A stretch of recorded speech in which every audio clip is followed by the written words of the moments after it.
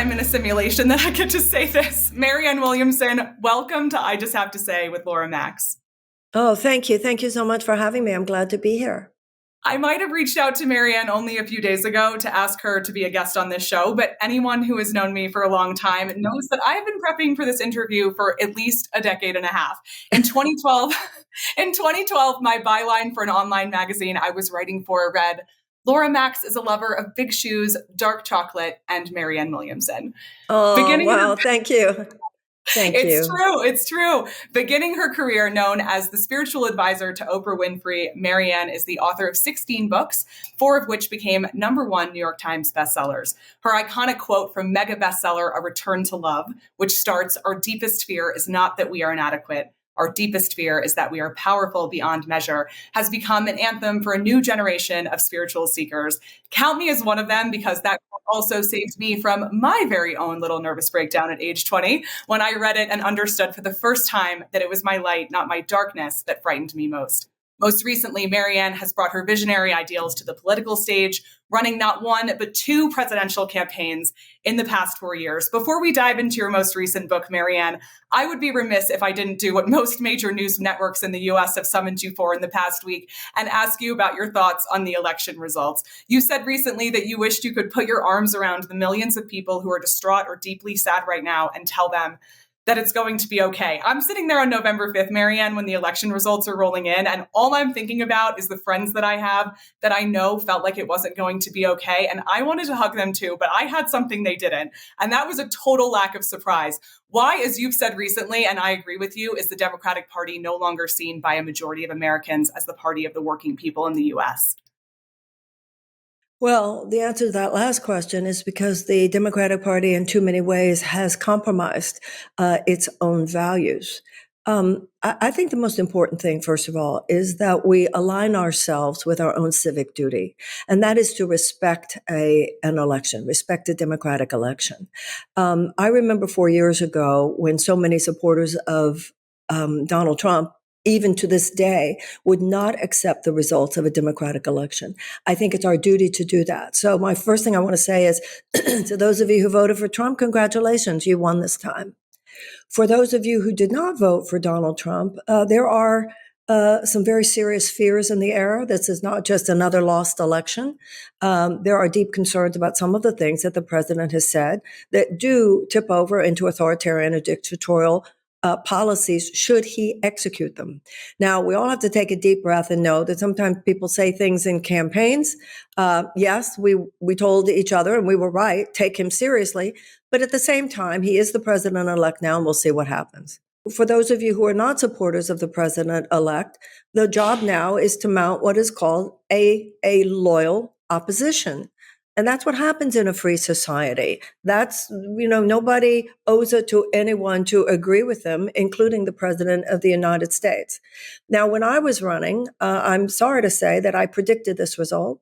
I have felt that the Democratic Party's way to defeat Donald Trump this year was to mount a genuinely progressive campaign, one that stood on fundamentally addressing the economic despair of 70% of the American people through such things as an economic Bill of Rights, through such things as universal health care, through such things as tuition-free college and tech school, subsidized child care, a Department of Peace, and so forth. We have to recognize, and this goes back to your last question, why the Democratic Party sought to silence a campaign that was saying something like that, suppressed the primary so that only their chosen candidate could, in effect, run. And so I think a lot of people now realize that many of the narratives spun by the DNC, suggesting they knew what they were doing, suppressing democracy this time, because after all, democracy is threatened, which it, in fact, I believe in many ways was. I think a lot of people are dealing with the shock, not only of the election result, but of realizations about the Democratic Party, how it operates now, and how it absolutely needs to change, or our real progressive populist, left-wing populist yearnings will go elsewhere, and that could even cause more chaos than is happening now. You quoted Martin Luther King this morning, who said, "You have very little morally persuasive power with people who can feel your underlying contempt."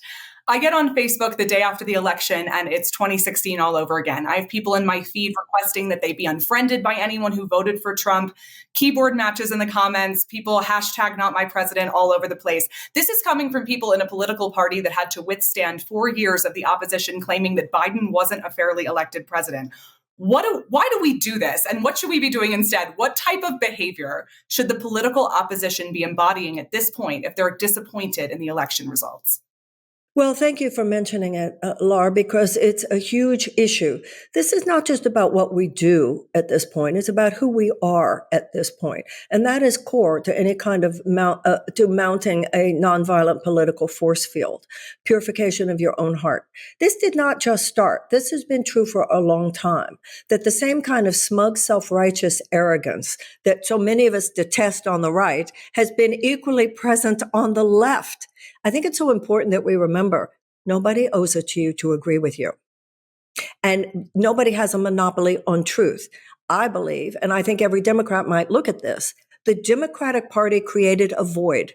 Over the last year and a half, I was out there going, we need to talk about this. We need to talk about this. There was such an effort to suppress my voice.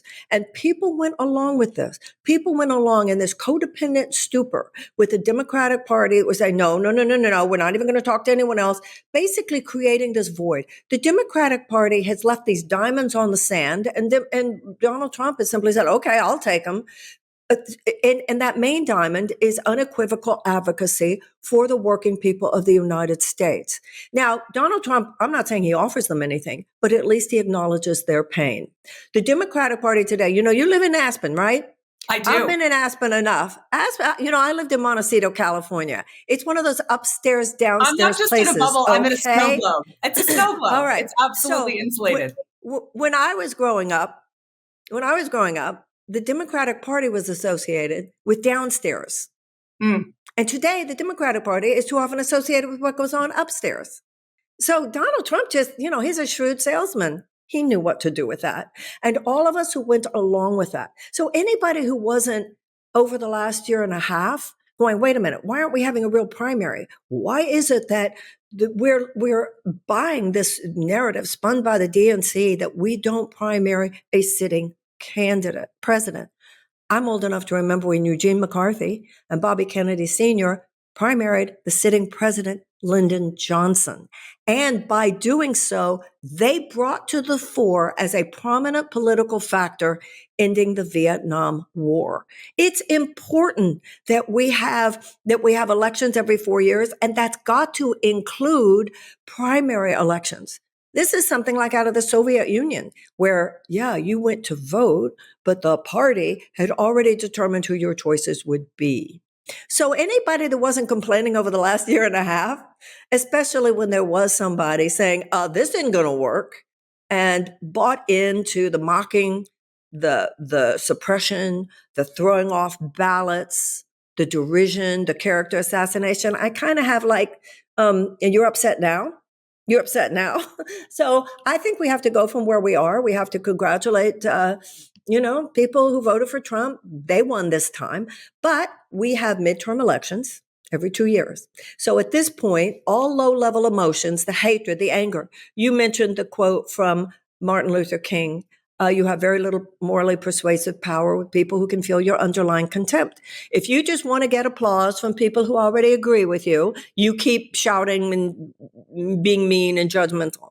But if you really want this country to change and you really want to mount a loyal opposition and you really want to be part of the solution and moving into a Democratic win in 2026, then wipe that smug anger, entitlement, ask it to be removed from your heart, and let's get busy and stand for a real alternative. And this has got to mean in the primaries. You can't wait till the general, whether it's a congressional race or a presidential race.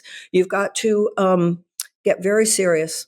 And I think all of us need to think now of politics as simply an aspect of a well-lived, meaningful life. When you were out there running for office, did you feel you were face to face with American voters? Did you feel that they were on the same page, that they were ready for something new politically, that they were ready for what you were talking about? Absolutely. That's what's so heartbreaking about this moment to me. The American people are not the problem. You know, Laura, my campaign was so suppressed, MSNBC, CNN, not only promulgating the narrative that we can't listen to anyone but Joe, also promulgating lies and all of that. I mean, there's a real viciousness there, how they work to get somebody out of the conversation. But when I did talk to people, the answer to your question is absolutely yes. That's why I almost got 500,000 voters. That means the people who heard me voted for me. It wasn't just about me, Laura. It was about the progressive vision of a sustainable future, both in terms of the environment, in terms of justice, in terms of economics, in terms of the care that we must take of one another and of animals and of the earth. That is the only sustainable option for the human race. So absolutely. And this was my truth in 2020, but also my truth again in 2024. The people are ready. This is a country that elected Lincoln twice. Let's not forget that. This is the country that did abolish slavery and did give women the right to vote and did pass civil rights legislation and did establish labor. This country has done some evil things in our past, but we have also self-corrected. And it's time now to course correct. And yes, what I found on the campaign both times was that the American people are not the problem. It's a political system that seeks to manipulate and to engineer the process more than to facilitate the will of the people. And I think that's what every Democratic and Democratic-leaning voter needs to look at, because if that system in the Democratic Party does not change, then we'll have Trumpism for a very, very long time. I sincerely hope that what the Democratic Party takes away from this quote unquote happening again is that what you just described, that these Democratic Party leaders pushing you out to get the type of person that they want in the front is not going to work for them anymore. That Americans are fed up. And part of me, I will tell you, I didn't vote for the man, but when I saw that he won, I thought, well, at least maybe we're a little bit closer to Democrats figuring out that this isn't going to work, because it doesn't stand for the people. First of all, I want to acknowledge you for your questioning, because you go right for it. But my response to your last thing is they won't. So let's talk about that, if we might. One of the reasons why the Republican Party is often more politically resilient is because their leaders come from the private sector. What does that mean? That means if something's not working on Tuesday, and especially if it's not working by Thursday, you better change it by Saturday, or you could lose your business. Democrats are the opposite. If it's not working on Tuesday, not working on Thursday, even if they lose a business, they don't care. So they're going to fight to the end. Absolutely not. They are even now justifying. They are blaming each other. They're blaming Biden. They're blaming everyone except themselves. Pelosi. I mean, it could easily be reporting of her in 2016. Absolutely. Right now. So they're not going to, this idea of hoping they're going to get it, they're not going to get it. They don't want to get it. And I said during the campaign quite a few times, there are people in charge here who would rather Trump win than letting someone like me have a real platform. You are absolutely right. And I think the fact that you have had the courage and the moxie to do what you've done, not once, but twice, is admirable. And I'm going to ask you more questions about that towards the end of our interview, where you get that from. I really am not surprised. You talk about some of your encounters with Jesus. Your most recent book is The Mystic Jesus. So we're going to dive into that now. And I'm thinking the whole time I'm reading it, I'm really not surprised that he chose her as a messenger, because she really has more moxie than most people. So I'm really glad that he did. And I thank you so much for weighing in on all of that here, because I know that your words have meant so much to so many who do feel relatively hopeless and despondent over these last few days. And I know that your words are activating a sense of hope and a sense of empowerment in so many people. So truly, thank you. Before the election results, you were busy promoting your newest book, your 16th book, The Mystic Jesus. And that's what I'm so excited to talk to you about today. The Mystic Jesus tells much of your personal story and your relationship with Jesus, and is a super fun topic for me because, like Jesus was, I am also Jewish, and we don't really talk about Jesus very much as Jews. You were raised Jewish as well, and through your studies of A Course in Miracles, you discovered Jesus, describing it as, quote, a conversion to a conviction of the heart. Tell us about what drew you to Jesus as you studied A Course in Miracles. Well, first of all, being raised Jewish, I certainly was never told anything negative about Jesus. I always say Jews don't have a problem with Jesus. We have a problem with Christianity at various times in history, and that's understandable. And you But say there are that in your two, book as well. You mentioned yeah, that. very, very, very different issues.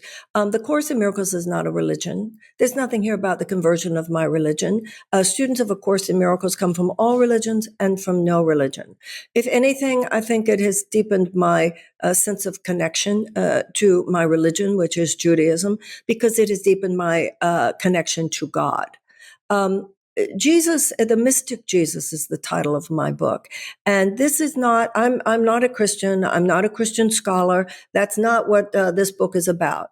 This book is about the experience of Jesus as a student of A Course in Miracles. And A Course in Miracles has been described as a self-study program of spiritual psychotherapy. It is about the relinquishment of a thought system based on fear and the acceptance instead of a thought system based on love. Now, it is based on universal spiritual themes. So the historic Jesus was born 2,000 years ago. There's nothing here to disparage that, undercut that, disrespect that. He is a religious figure within the context of the Christian religion. He is also, however, to the mystics among us, a spiritual force present in human consciousness, every bit as much now as he was 2,000 years ago. You know, within the great religious systems of the world, there are the mystical teachings in all of them. In Judaism, there's the Kabbalah. In Islam, there is Sufism. So the idea of the mystic or Gnostic tradition within Christendom has always been there. The idea that that it's not about the church or any organized external institution brokering your relationship with God, but rather the idea of what is a concept that is in Judaism as well as Christianity, which is the small, still voice for God that is within our hearts. And the mystic Jesus is one name for that voice. The Course in Miracles does not claim, first of all, no one, whether a religion or anything else, can monopolize the idea of a universal, non-exclusive spiritual force. But also, the Course in Miracles makes it clear he has one name on the door. There are many names on the door. There are many ways into the door. The covenant of Israel is one way that people enter the door. There are many ways that people find this intercessionary power that is from a thought system beyond our own that can move into our hearts and change things on a fundamental level.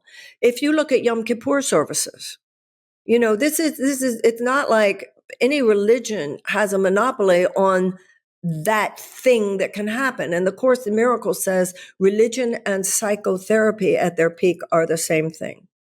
So the way I look at it, Laura, we're living at a time on this planet when we're rethinking everything. We're rethinking politics, we're rethinking business, we're rethinking health, and of course we're rethinking religion and spirituality. And there is an openness to universal forces of consciousness, Jesus being one of them, that help us evolve, that help us take that leap beyond a place in consciousness where the humanity is stuck right now, which represents an absolutely unsustainable suicidal trajectory for the human race.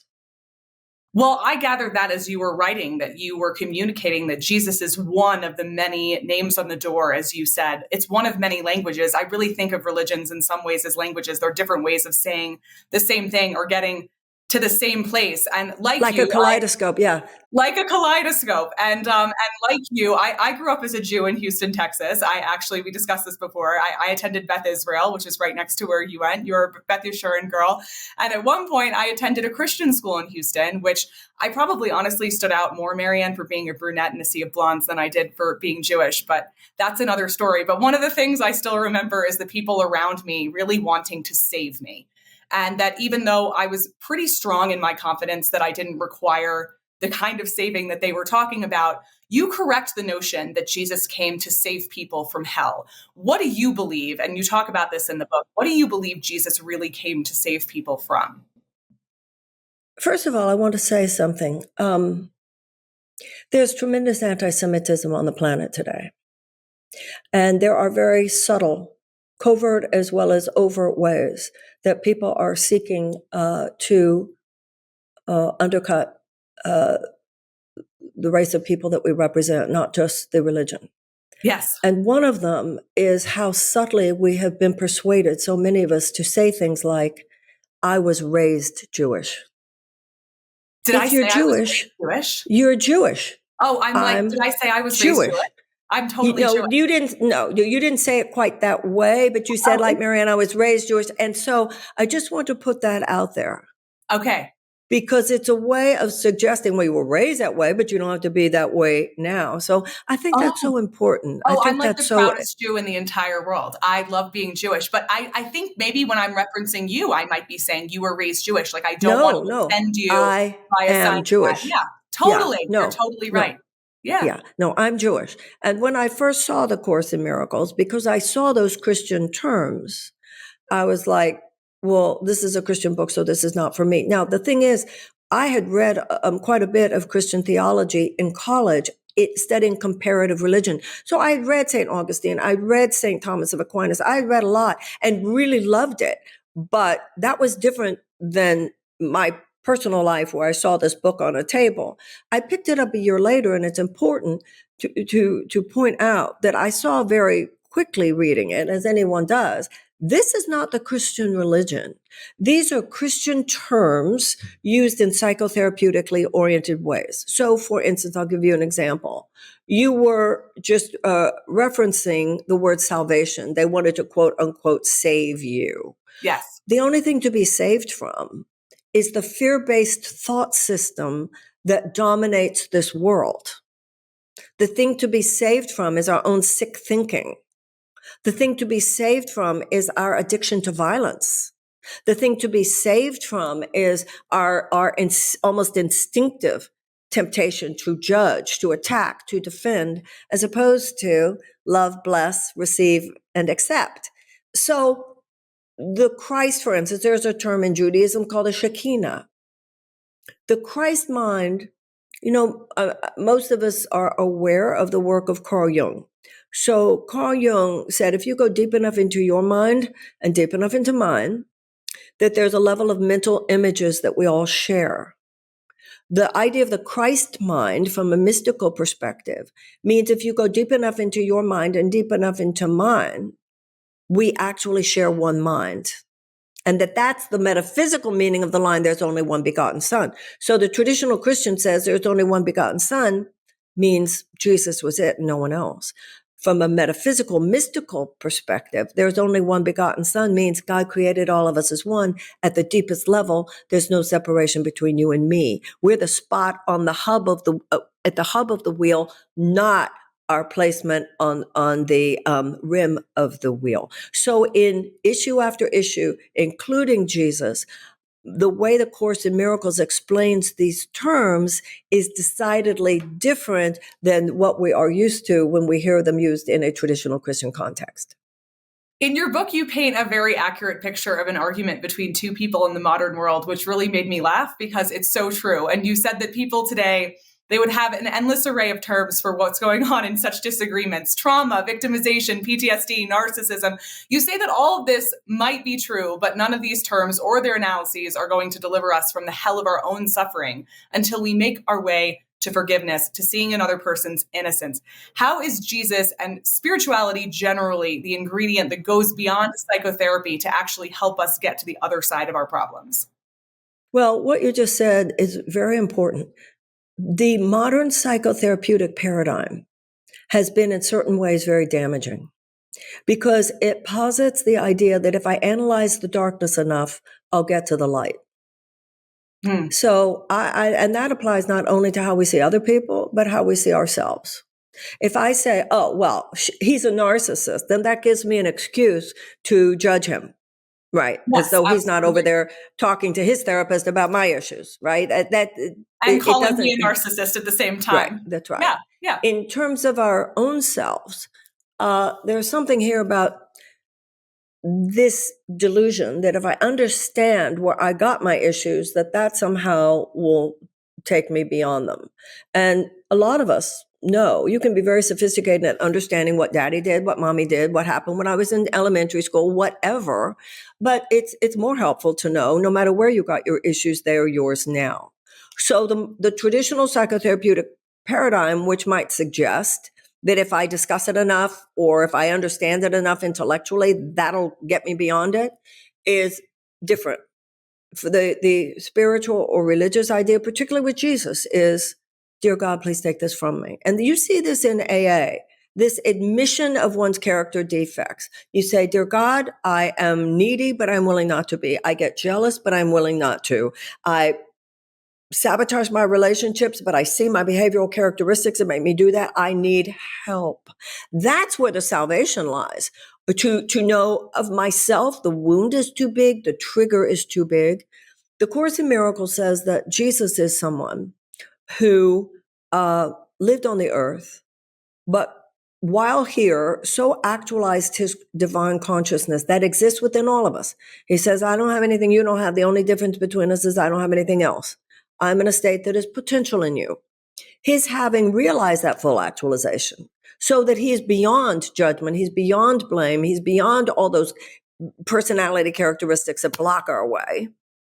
He now has been authorized by God the role, should we choose it. Only if we ask. If we don't ask, it would be a violation of our free will. You can say, Jesus, please help me. I get angry. I blow it with him every time. I say something that pisses him off. I know I do it. It's like some subconscious thing in me. I'm going to ruin this relationship if I don't stop. Dear God, please help me. Now, do you need Jesus to do that? No. From a Course in Miracles perspective, nobody's saying you need Jesus. You can just ask God. What he says in the Course in Miracles, though, or any sense of your higher power, God doesn't have an ego to get upset if the language is in a certain way. He says in the Course in Miracles, you do not have to ask me personally to enter into your thought system. But if you do, there's that much I can do for you. So and if he's your teacher, you know it. If he's not, he's either becomes part of the constellation of that which brings you into a closer relationship with your true self, with others and the world, or he doesn't. There's nothing in my book and nothing in the Course in Miracles that would say you should. It's simply saying that this is an available option that does not in any way undercut any other religious perspective that you might have. Well, I love that you brought up AA, because when I was 20 years old and I discovered who you were, I actually discovered who you were because your famous quote, "It's our light, not our darkness that frightens us most," was written on a bookmark inside of a copy of Courage to Change, which is a very famous piece of literature in Al-Anon, which is a much lesser known 12-step recovery for families and friends of alcoholics, which I found my way into when I was 20. I, like you, was going to a psychologist's office in Houston, and he used to write my truths down on little cards and hand them to me. And after about a year or so in therapy with him, he just started writing Al-Anon on the cards and handing them to me. And when I finally arrived in Al-Anon, what I discovered was that I wasn't alone. The first 3 steps of every 12-step program is that we admit that we're powerless, step 1. Step 2 is we come to believe in a higher power. And step 3 is we make a decision to turn our will and our lives over to the care of God as we understand him. And I think your book gives everyone permission to turn their will and their life over to the care of God as they understand God. And this, to me, even having a religious background, was completely foreign, that God might be somebody who had a photo of me on his refrigerator, that really wanted to take care of me, that loved me and wanted what was best for me. And I remember month after month going to those rooms and showing up and constantly getting this reminder that I wasn't alone, and how I just needed to relearn it every day. It wasn't in my nature to rely on someone who wasn't me. And I look at the world that we live in now, and I look at this concept of self-help. And I think we're in a place specifically in this country, Marianne, where we believe, A, we can heal ourselves by ourselves, and B, that most of the solutions from our problems come from this sort of relentless psychoanalysis and this avoidance of any type of discomfort. I think that trigger warnings are probably appropriate in some cases, but definitely not as many as they're part of right now. I think we're very averse to being uncomfortable. And I love that you present this idea of, hey, you can actually forgive the people that you're angry with. You can find forgiveness, but You can't do it by yourself. Well, I think everything you just said is absolutely true. But I think sometimes it depends on the degree whether or not you can do it yourself. You know, you and I could have lunch together, and I might say I'm angry at somebody, and you hear the story. And in some cases, you might say, "Oh, Marianne, you're bigger than that. Give it up. Come on. Come on. Forgive that. Lighten up." And I would say, "Thank you, Laura. You're so right." Other times, however, it might be where a situation where the trigger is so great, the wounding is so great, the pain is so great that I do need help. Yeah. And the absolutely. idea here is that the pain is that the help is available, and Absolutely. that there is a power. What is it they say? A power in us that can do for us what we cannot do for ourselves. And the reason AA is so important is because it does introduce into people's minds that this is bigger than you. You know, you can't just decide to get sober. You can't just decide to get over this or that. Sometimes it's, all the ego is mental addiction. So alcoholism, drug addiction are simply forms that the ego takes. And I think it's one of the things that's so helpful in understanding all this in terms of recognizing the principles in AA is the idea that the addiction isn't just out to inconvenience you. The ego is out to kill you. The loveless mind is not neutral thought. The loveless mind is proactively into the projection of fear and guilt and destructiveness and suffering, every bit as much as the spiritual mind is into the extension of love, peace, and harmony. And I think that's a large part of where we are right now, Laura. I think even talking about this political result, the days of neutrality are over. If you are not proactively using your mind and your behavior as a conduit for the extension of something that lifts the world up, then that same mental energy, because there's no such thing as neutral thought, is being used to, at the very least, perpetuate a status quo that is itself in a state of decline. I think that's why a lot of people are so shocked by this political moment. I didn't do that. Well, you kind of did. You kind of did. If you weren't part of creating the counterforce, and I think in politics, one of the things I think in the last few days, Laura, there's been a lot of growing up. There's been a lot of waking up and a lot of growing up. And, I've been saying it for a long time. This is not a time for women to act like girls. It's not a time for men to act like boys. This is not a time to think only in terms of our own personal neuroses. There are plenty of hours in the day. You've got to also stand up for what's happening here. And when you stand up for what's happening here, you do realize that at this point in our history, there's something here about making ourselves available on a whole new level to transformation, not only of our lives, but the transformation of our country and the transformation of our world in a way that doesn't have to represent a majority. If it even represents a critical mass, will take us in a new direction, and a direction that we need to go if the species is to survive. It's kind of like an AA when you stage an intervention. Most of us have either received a call, made a call, where somebody says to somebody, "Did you see her the other night? Did you see her drive away with those kids in the back? Did you see him fall down the stairs? Shouldn't we do something?" And that means, should we get an interventionist? Because if this continues, they could die. The way we're living on the planet, the Secretary General of the United Nations has said the trajectory of human development at this point is unsustainable for our survival, and we need to collectively stage an intervention. I think about interventions, and I'm so glad you brought that up, because interventions typically happen when somebody is at rock bottom, even if they don't know it yet. And I have to say, it reminds me a lot of how I felt just a few days ago on November 5th, when I saw those returns rolling in, and I'm thinking, yeah, you know what? I think maybe we didn't know it, but we needed this. I think we needed another, I don't know what it's going to take, but I wasn't going to feel comfortable if we were allowed to believe that we could continue to move forward in the way that we were without any type of repercussion. It's just not working. And let's be very clear. That's why you need your friends to come in and states that intervention, because the addict will know that and continue to drink or continue to use. Absolutely. So we have to get over our magical thinking. Yes. When it comes to drug addiction and alcoholism, enough of us have now experienced enough or seen enough that we know that physical survival in such a case is not guaranteed. What we need to understand about our democracy and the life of our species, its survival is not guaranteed either. So when you say we've bottomed out, I don't know, maybe yes, maybe no, because the leadership, the elite leadership of the Democratic Party will not see it that way.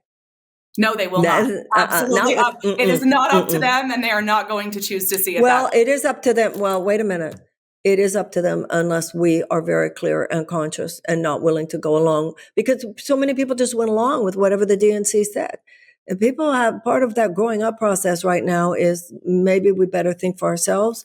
Maybe we shouldn't farm out our power. Maybe we shouldn't farm out our political perspicacity.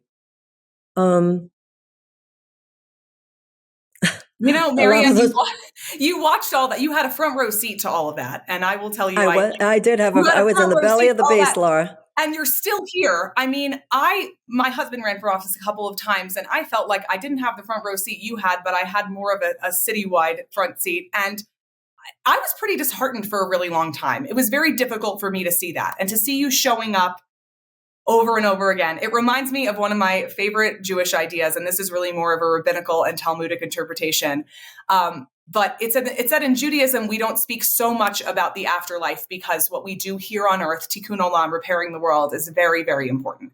And we're meant to give it weight. And we're not supposed to just be sitting here waiting to get to the other side. We're supposed to focus on our work here. And to me, you embody that. And I'll tell you, I've watched you many times, and I wonder where you get that spark that you have to press on. And how do you continue to care when it's quite easy, as we've all seen? And I mean, I've done this, how do you continue to care when it's so easy to check out? Where is the balance for you in doing everything you do every day to try to make the world a better place while also having faith in God? Do you ever feel weary, Marianne? Like, are you ever tired? Oh, of course I do. Of course I feel weary as a human being, but I have two answers to your question. First of all, the Talmudic line, that you are not expected to complete the task, but neither are you permitted to abandon it. That's number one. Yes. And number two, like you, I am a Jewish woman from Texas. Texas. you know, a Jewish woman from Texas, it's in our genes. No, that will not do. And that will not stand. 100%. You have two of those things going for you. You weren't about to just sit there. Right, exactly. Three, actually. Woman, Jew, Texas. Stand aside. You're not about to just sit back. Well, I absolutely love that about you. I think it's really fantastic. Albert, I'm going to go back to your book just a little bit here. Okay.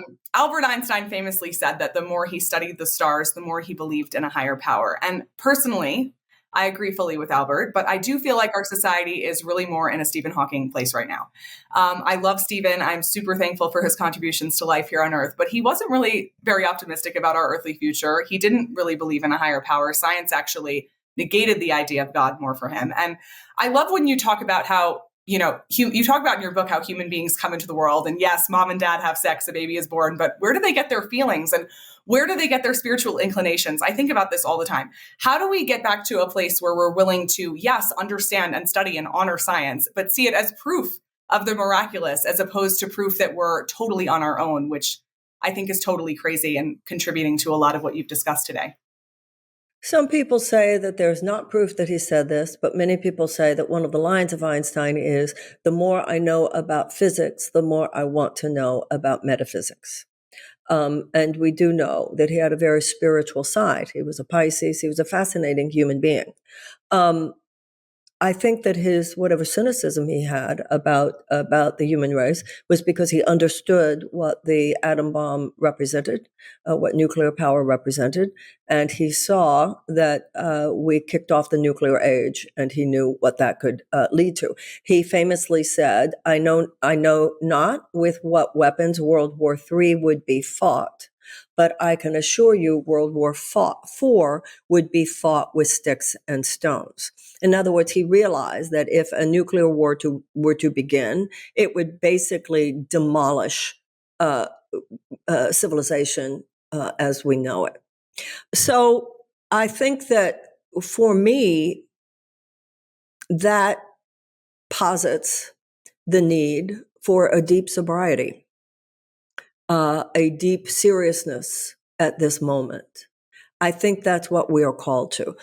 When we were children, we were taught about evolution, and we were taught that if a species begins to demonstrate maladaptive behavior maladaptive for its own survival, that one of two things is going to happen. It's either going to go extinct or it's going to evolve in a different direction. That's what I mean by magical thinking. It's only magical thinking we couldn't go extinct here.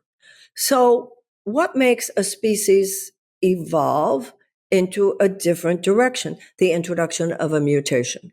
And that mutation, to me, is what Jesus, Buddha, Moses, all the great religious and spiritual systems represent. Really, that there be a mutation in the way we see life, and that we move from a fear-based to a love-based worldview.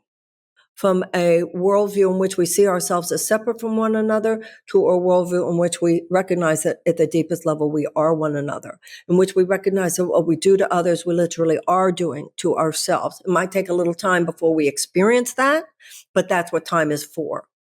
So I think that Einstein being exactly where he was very important, because recognizing what is happening on Earth right now is where we need to be. You can't skip that and say, oh, it'll be okay when we're all in, some afterlife. And by the way, it's interesting what you said, because Jews do believe that there is an afterlife. It's just that our focus needs to be here right now. And that's so important. And I think also, Lauren, I think based on other things that you've said, that you will probably agree with me. A big problem we have is how infantilized we have allowed ourselves to be, not only as citizens, but also in the higher consciousness community. This is a very serious time. It's a very serious time in our country, and it's a very serious time in our world.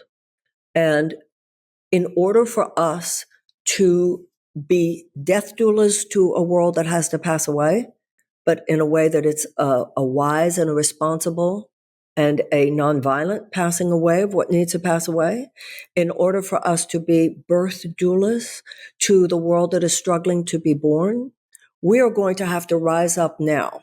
We are going to have to intend and decide and be willing to be strong where we have been weak, to be courageous where we have cowered, to be loving where we have indulged all the negativity and the anger.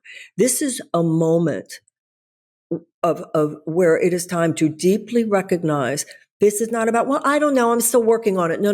There's no time. There's no time. You'll work on it a few hours a day, but then we have a country to save. We have a world to save.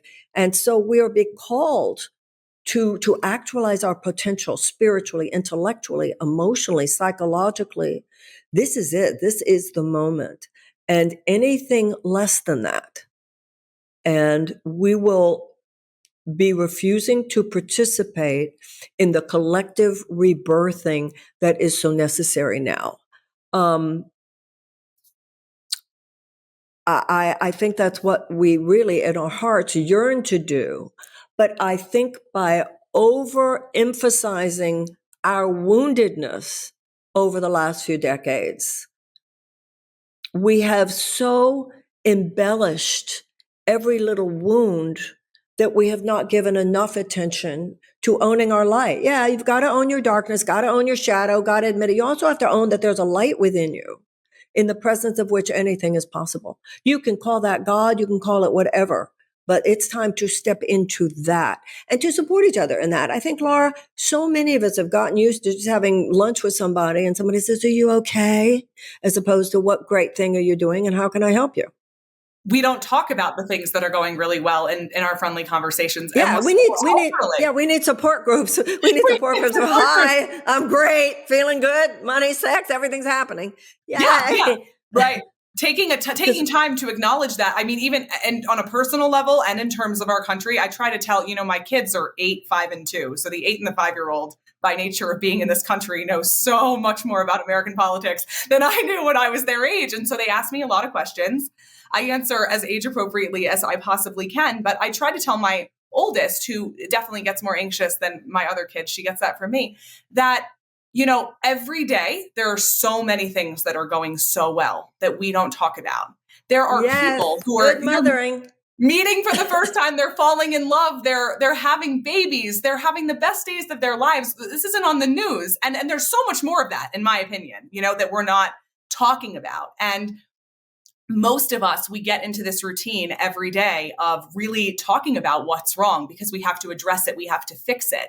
But we really ought to only be spending so much time on that. I completely agree with what you're saying, because otherwise, all of these amazing things that are happening, the more we focus on, I really believe the more we focus on those things, the more they grow. And the more we talk about them, the more of them we notice, the more of them we draw to us. And I think that is a really beautiful thing that I think more people, this is another thing, I think more people than we realize know that. I think we just don't talk about it that much. But we need to not use that as an excuse for not looking at what needs to be done. The Course in Miracles says, look at the crucifixion, but do not dwell on it. Right. If you only talk about Moses entering the promised land, but you forget that the whole point was that the Jews had been enslaved in Egypt, or if you only talk about resurrection and don't point out that first there was a crucifixion, then you're actually not in transcendence, you're in denial. That's very true. We're in multidimensional, we're multidimensional beings. And, we don't want to be imbalanced in either direction. There are times when the heart is breaking. I wrote a book called Tears to Triumph, talking about Buddha and Jesus and Moses in terms of how to handle heartbreak, how to handle that dark night of the soul. And the time to do that, I opened that book with a quote from Rilke: "Let me not squander the hour of my pain."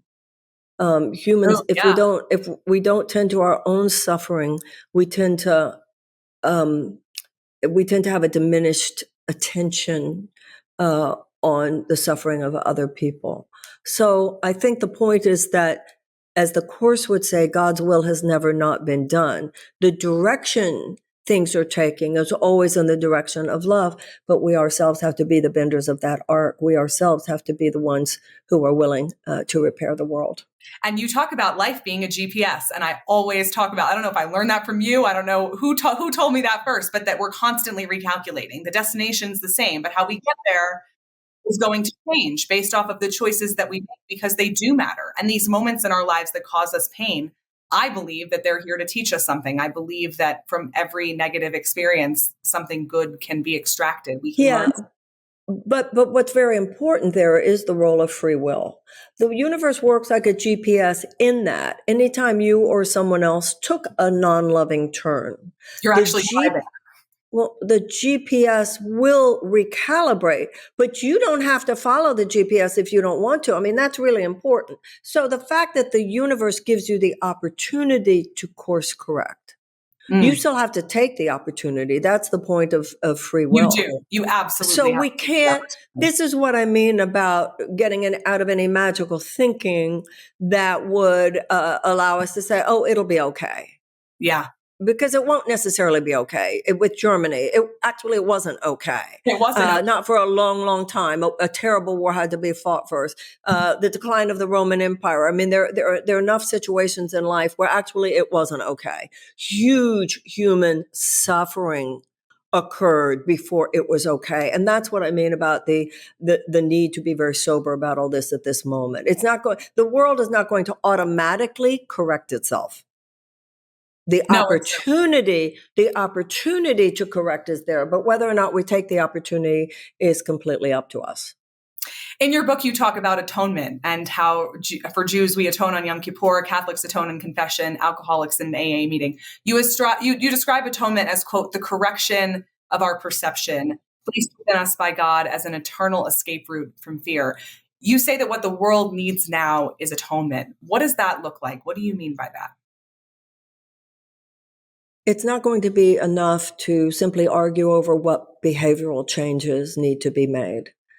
Ultimately, the profound fundamental turnaround, U-turn that the human race needs to make is going to come from our recognition of what we have done to the earth, what we've done to each other. The Course in Miracles says we have to take 100% responsibility for our life experience, and that if we don't, we will pay a very high price, and that very high price is that we won't be able to change it. When we recognize what we have done to the earth, what we have done to the oceans, what we have done to the sky, what we've done to the children, what we've done to the animals, what we've done to one another, something will move within us at such a level, and that will then create the fertile ground for enough people to rise up with not only their own psychological and emotional heft, but with enough political possibility also provided to that heft to actually make the external as well as the internal changes that we need to make on the earth. That's why Martin Luther King said, in order to create the beloved community, we need external changes in our circumstances and also internal shifts in our souls. That's why, whether you're running for president or talking about a book about Jesus, some people will go, wait, what? Wait, what? Well, it's both and. I grew up in a generation. We woke up in the morning when I was in college. You wake up in the morning, you read Ram Dass, you read Alan Watts, and that afternoon you go to an anti-Vietnam War protest. Nobody thought that was weird. Nobody was saying, stay in your lane. The human experience doesn't have a lane. No, you're it doesn't. out there. No, you're raising your children and your relationship with your husband and your relationship with your community and your professional endeavors. Nobody's asking you to pick a lane. You're a human being. Said that. I think people are very afraid to speak up for things that maybe they aren't directly involved with for fear of offending somebody. Well, that's really that really is an example of what has gone wrong in our society, that we have thought, oh, the DNC knows, the political party knows. This whole idea of a political class. Our Constitution is radically opposed to that. A political class. Yes, the political class is just another form of aristocracy. Yeah, it really is. That's all it is. So, George Washington, as well as John Adams, our second president, warned us about the power of political parties usurping the power of the people. That's what happened in this last Democratic election. And that's what those of us who want to be part of mounting this loyal opposition will attend to over the next 2 years. Right now, it's happening. It is happening right now, and you're part of it. And Marianne, Lord knows I could talk to you all day. But since we do have to wrap up, I want to tell you, if you're listening, that if you're local here in Aspen, or if you plan to visit in December, you can see Marianne Williamson live at the Aspen Chapel on December 5th from 6 to 7:30 p.m. I will be there with bells on. Coming off the heels of the recent election, Marianne will be speaking on the subject of navigating our way to the future. She will also be signing copies of her new book, The Mystic Jesus, The Mind of Love. To purchase tickets, you can go to aspenchapel.org. Marianne, I will never be able to fully articulate the honor, but thank you for coming on the show today and for everything you do. Well, I'm impressed by you. I think you're really great. Thank you so much.